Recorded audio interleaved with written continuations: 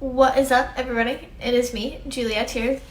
Today, I want to teach you guys the biggest lessons that I've learned in business in the last year. Why am I doing this video? Well, I'll tell you why. Because it's my birthday. And this is also the first year that I've celebrated my birthday in about 7-8 years. For a lot of reasons, but if you guys saw my post recently, my mom actually died several years ago, just a couple days before my birthday, and it became very difficult for me to celebrate after that. So this is the first year in a very long time that I'm celebrating my birthday, and I figured, why not celebrate by providing a little bit of value for you guys? So I want to share with you some of the biggest lessons that I've learned in the last year. Okay, I have it all written down here in a little notebook. The biggest lesson, and I've summarized it only down to 3, and I definitely can pick one. You know how some people are like, well, I couldn't just pick one. There's no top one. No.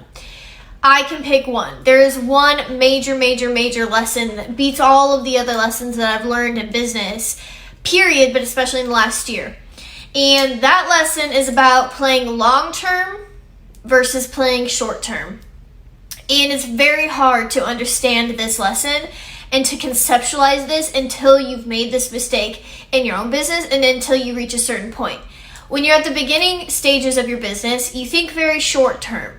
You think very, I need cash, I'm going to run a promotion. I need money, I'm going to do this. I need this, I'm going to do that. And you think very short term. You're like, here's my problem right now, here's my solution right now. You're not really planning out for a year from now or 2 years, 5, and definitely not 10 years out from now. You're not thinking 1 year from now, if I do this action, where's my business going to be and how's that going to affect my business a year from now? You're not even thinking about next month. All you're thinking about is I need sales. And that's good. And in a lot of ways, because you start to focus on sales and then you get the sales. What's bad about that is your brain becomes accustomed to thinking very short term. Your brain becomes used to thinking like, okay, well, I'm in a little bit of a pickle. I'm just going to do this quick fix and Shazam, my problem goes away, right? And here's the issue, is that short-term marketing and short-term campaigns and solutions always have long-term consequences. And sometimes the consequences aren't super bad, and other times they're absolutely detrimental. Let me give you an example. A lot of times, people run out of money or they'll go like a little bit of cash poor and they'll do really rash things. Like they'll be like, okay, I'm going to run a promotion. And what they'll do is they'll heavily discount their course or something like that. Or they'll heavily discount their product. Now, some products, depending on what you're selling, like tech products, e-commerce products, you can do that and get away with it. But if you're selling expertise as your product or service, heavily discounting it makes you seem as less than an expert. So what happens is you're like short term, you start thinking like, okay, I need cash, I'm going to run a promotion, how am I going to incentivize people? I'm going to give a discount. And then you give a discount on your expertise and you suddenly aren't really looking like an expert anymore. Because you had to discount it in order to incentivize people to buy. And if you're a really good marketer, if you really were an expert at something, you probably wouldn't need to discount it, right? So that's kind of like, it's fighting basic logic for people.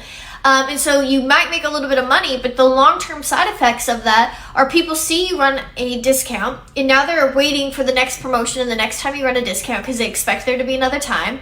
So that's an issue, is that you're going to always fight with people being like, oh, I'll just wait for the next blah, blah, blah, blah. So your conversion rates typically go down. You're attracting a shitty type of client because they bought because of a sale, not because of the value.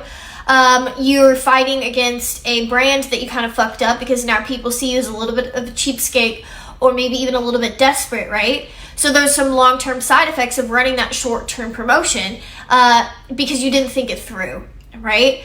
And that's the thing, is I see so many people moving so quickly in their business, and I did the same thing, you guys. Like, we would move so quickly and we would make decisions so fast, we never stopped to think about like, okay, how is this going to affect us in 3 months? Or is this worth it? Right? Like weighing the options. Like, if I do this campaign, what is my life going to look like in 3 months? Is it worth it? And if the answer is yes, I'm willing to sacrifice that because I really need the money or because I really want to do this, then that's fine. But not really weighing the things, right? Or people will launch products just randomly out of nowhere because they need cash or because they think that's what they're supposed to do. And you're fighting that same type of like short-term versus long-term consequence. Sure, cool, you launched a product, but now you have to maintain that product and you have to handle the refunds and you have to handle the support for that product. So it's like short-term you got the cash, but long-term you're dealing with a lot of consequences.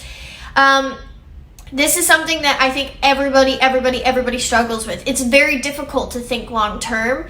It's very difficult to even understand what thinking long-term means until you get to a certain stage in your business, I think.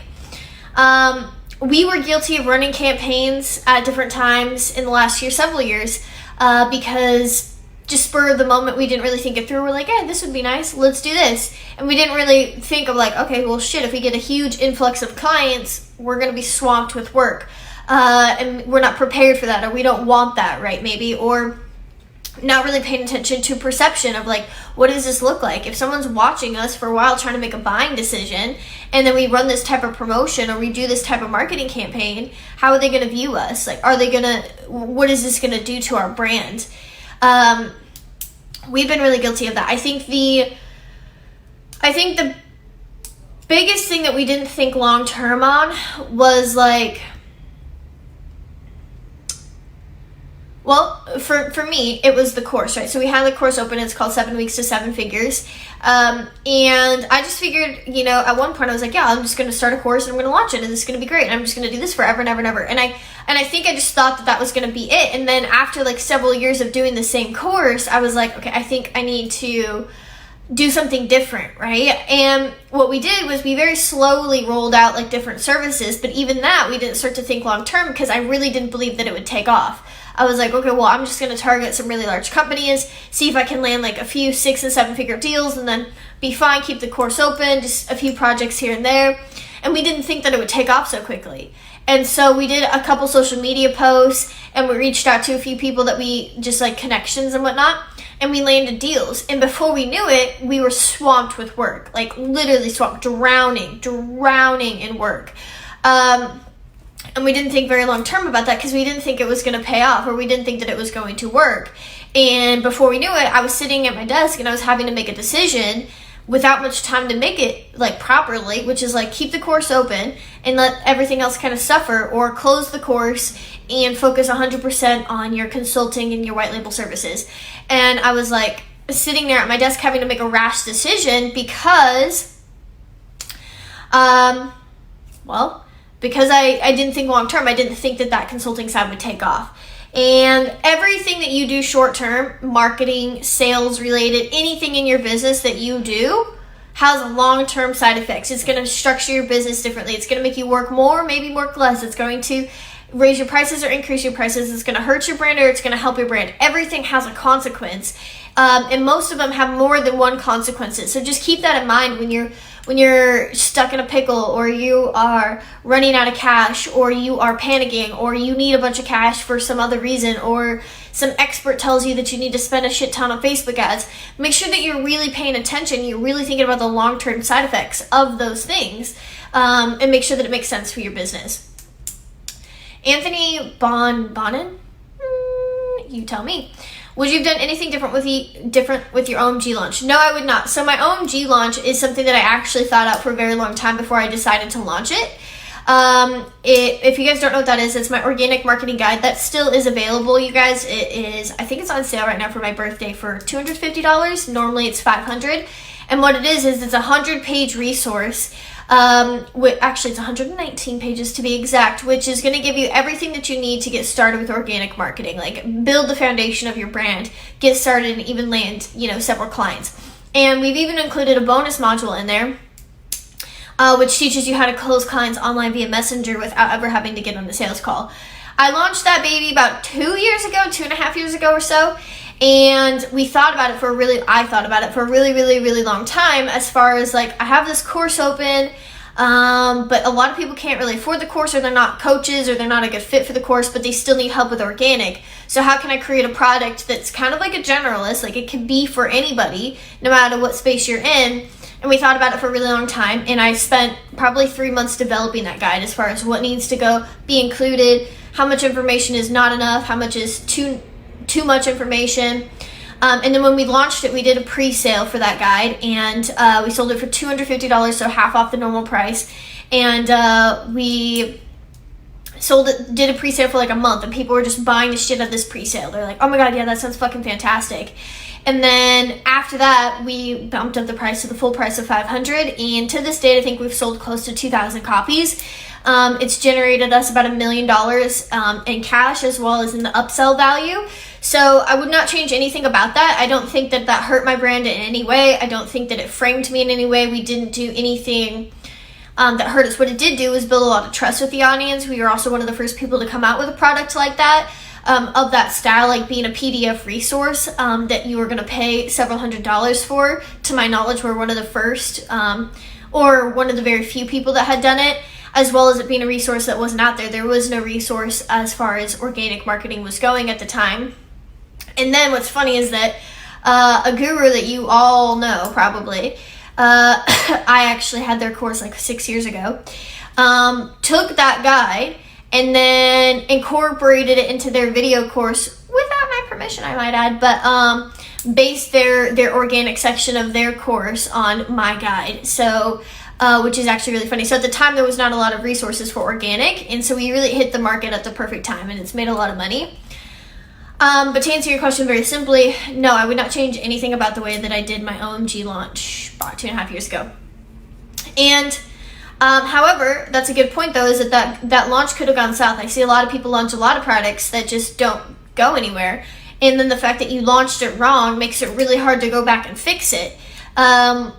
Because you've already ruined the public's perception, right? You've already you've already done it wrong. Like the public already has like a certain perception of you, and you've soiled it. So it's hard to fix. I think is your point there. But back to my original point, which is the biggest lesson that I've learned is thinking long term versus short term. And I don't just mean like what do I want my life to look like, but then also financial consequences. So I'll give you one more example of that, which is that we are in a stage now where we're trying to break into different markets. And the way that we're breaking into different markets is, well, we have a few different ways of doing it. But one of the ways is I have team leaders who have their own team of employees that specialize in their own fields. And the team leader goes out and they land the deals, they prospect themselves, they land the deals, and they get a big cut at the end, okay? And then I pay the... takes guts to sell a guide at $500. It was more ignorance than it was bravery. I just didn't know that wasn't something you weren't supposed to do. I was just like, oh, of course people will buy it for $500. Why the fuck wouldn't they? And they did. So surprise. I think to that point, and I'll go back to this example in a second, but to that point, I think sometimes doing market research is very good, but over-researching causes like you to have hesitancy and overthink things and actually fuck it up for yourself. But back to my point. The way that we're breaking into different industries is these team leaders, and they're going and they're closing these deals and they're getting a big cut, and my team is fulfilling the services. And these team leaders are employees of my company, okay? But they have base pay plus salary, doesn't matter. And so one of the things that we're doing is breaking into different industries. And there's one industry that we're breaking into right now, and I'm not going to name it because everybody's a fucking copier, this, that, or whatever. There's one industry that we're breaking into right now, and it's been about 2 months, not a single sale.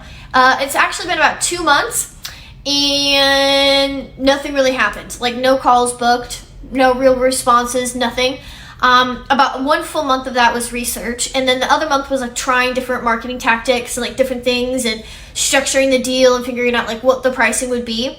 And in the last 2 or 3 weeks, we started to really go heavy on the marketing as far as like, okay, let's test this out. Let's start getting this out there to the appropriate people. And that's like, we had to look at that because this is a long-term play. This specific niche that we would be buying into, we would get like maybe a couple $1,000s up front, and then we would get about $10,000 to $20,000 3 weeks after that, and then we wouldn't get paid again for another like year. And after 1 year, we'll get close to like $1 million cash check. So it's a long-term play. But you have to look at your business and you have to look and be like, can I afford to pay this team of people, like an entire team? The overhead, the salary, the snacks in the office, the everything. Can I afford to pay this team of people to spend 2 months just researching, not get a single phone call, right? not make any progress, and I don't mean that to sound bad, but like progress in the traditional sense. Like there was no phone calls, there was no sales moving. Can I afford to pay this team of people? And even if the answer is yes, I can for a couple months, how long do you let them go on for before you're like, like I think we should pull back, or I think that we need to reevaluate this, or I think we need to come up with a faster strategy. So you have to really start thinking long term about whether or not that's something that you can do. And then knowing that we're only going to get like maybe $10,000 to $20,000 upfront cash, and you look and you're like, okay, well, it took my team 4 months to land this deal. We're not even breaking even on this, but in 1 year, 8 months to 1 year, you're getting a cash check for like $1 million or $2 million. You got to really weigh that option, right? So that's another long-term play that we've been going into. Whereas before, I wouldn't think like that. I wouldn't think long-term. I would think more short-term, and I would be like, well, that's a year from now, and we need cash right now. So you know what we're going to do? Launch another course. Launch another product, right? We would have done something lower ticket, something more mainstream, more popular, gone into a niche that was more crowded, that had already been pioneered, that we could just model other people off of, and not making as much money and not been as profitable long-term. So that's that. Lesson number 2 that I learned, and this one I think is more personal to me, but I've learned a lot about communication in the last year. And even though I've learned a lot about it, I would say that my communication skills are like, not that great. In the sense that communicating, there's just so much that goes into it, right? And I think the biggest way that I've learned about communication is by observing my team members, and then observing how they react to me, not only verbally, but how they react to me with their body language and their facial expressions, and how they react to my body language and facial expressions. And just really, really learning how that affects people and how that affects the team dynamic. And the reason why having a team allowed me to learn about communication more than anything else is because I'm paying these people to deliver a certain result for me, right? And so your communication in the way that the team dynamic is directly affects your bottom line.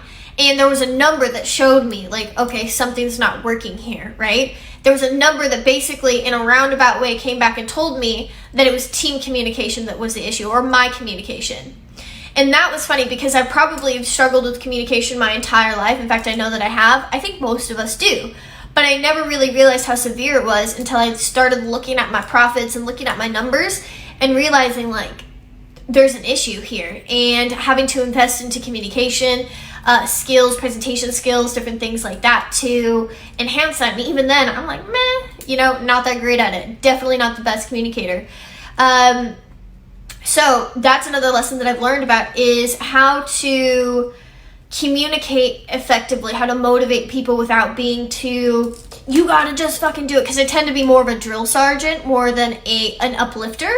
And so trying to find that balance with people, as well as, even in friendships, I tend to be more of a drill sergeant and more unemotional. I'm like, well, that fucking sucks. You do it anyways. Oh, I'm sorry, you don't want to go to work today? Well, you got to pay your bills, so fucking go. Like, I tend to be more of a drill sergeant and less compassionate and a little less understanding. So that's a big lesson that I've learned, because it does directly affect the performance of your team and the performance of your relationships. Not to fucking mention in my personal life. I have learned a thing or 22 about communication in my personal life this last year as well. It's huge. It's everything, right? It's if you can't communicate well, you can't fucking do anything in life. Literally anything, because you have to communicate to do everything, whether it's verbally, even if you don't speak, it's your body language, right? Communication is literally everything. So I've learned about the value of communication, and still learning about how to improve upon that, and how my specific personality and even the way I hold my face and the way I present myself makes other people feel, and how in one sense you're kind of like, well, I don't really care about how other people feel. I'm not going to fix my face just because this guy's sensitive.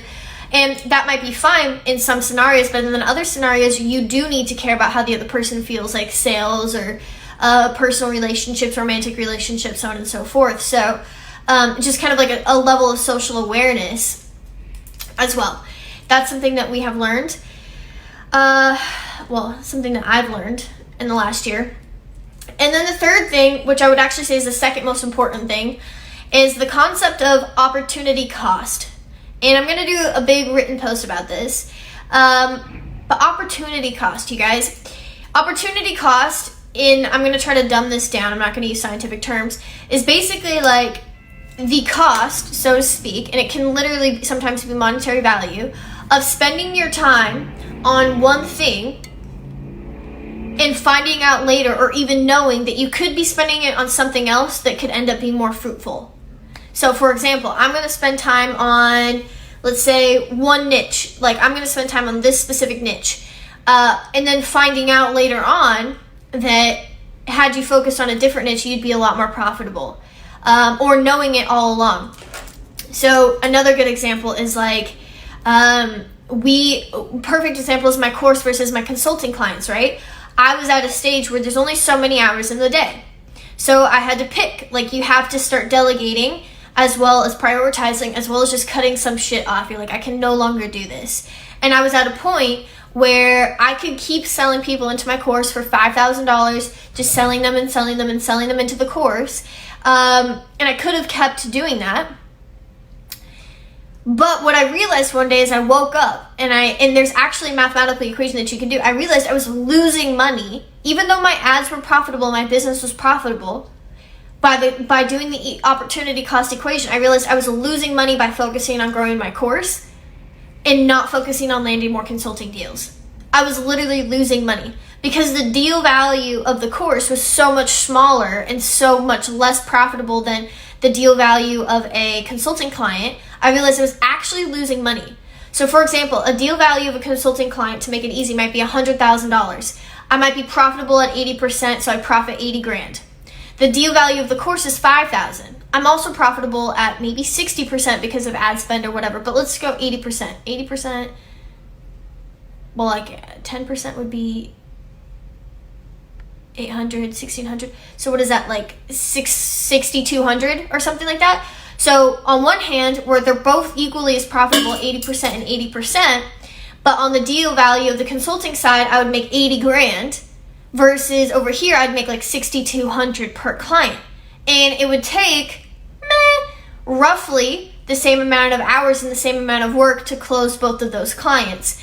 Now, over the long term, it might take 3 months to close a consulting deal, but that's not a matter of man hours. It's not 3 months, 12 hours a day to close one deal. It's 3 months, or maybe even, not really, I would say more like 2 months, 2 hours a week kind of nurturing that lead, right? So it's basically roughly the same amount of work to close a larger deal than it is to close a smaller deal. And for me, at my stage, knowing that I could very easily close those deals and that people would be happy to pay me, not everybody has this decision, not everybody's able to do this, but I realized the opportunity cost, I was literally losing money by focusing on selling my course.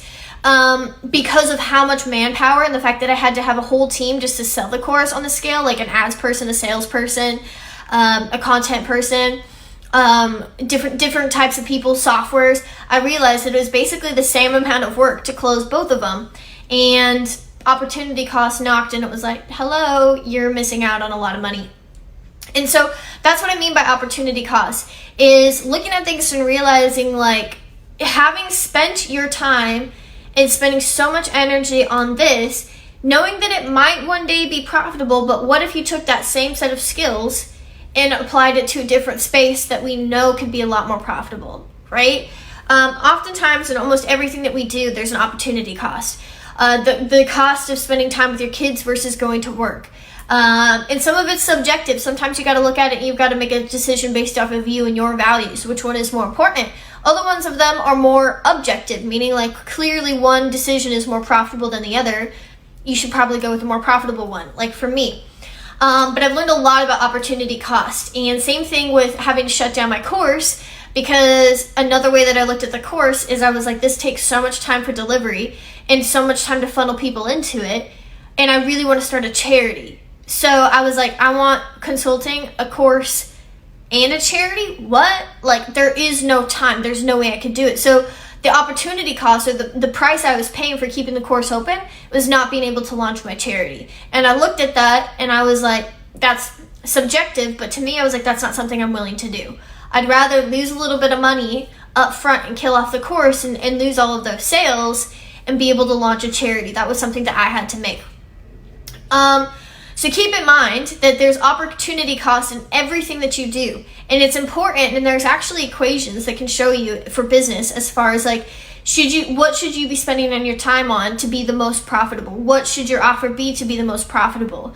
I've learned so much about that. The price that you pay in order to do certain things, realizing you're focusing on the wrong things, realizing that you're losing money just by doing one thing. That's a really interesting way of looking at things, is that you're literally losing money. For example, business owners that still do their own sales calls, you are literally losing money. No. Here's another way of thinking it. Not only are you losing money, but that's basically the same thing as you handing money to the person you're doing the sales call with if they don't convert.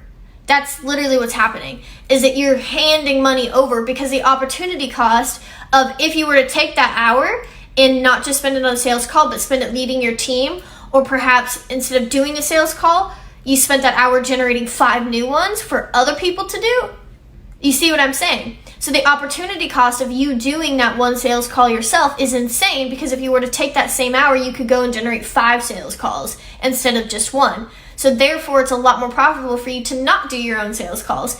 That's what I mean. It's literally like you're handing over money to be on the phone with them. Not only did you pay your ads and whatnot to like generate that phone call, but now even if they do convert, you're still handing over cash. You are literally, that's what opportunity cost means in a lot of senses, is you're handing over money to continue going about your stubborn little way of doing things. I got to do my own sales calls. I got to do this. I got to do that. And you're just being stubborn about it. But I want you guys to realize the opportunity cost is like the same equivalent as you handing over money just to allow yourself to still be stubborn and keep doing things the way you've always done it. It's pretty insane. And that, my friends, are the top 3 lessons that I've learned in the last year. This is a little bit more long-winded than I had anticipated. That's okay. Thank you guys for tuning in to today's live video. Let me know your guys' thoughts about this. If you have any questions about long-term versus short-term thinking, communication, or opportunity cost, please let me know. But otherwise, I will see you guys in my next live video.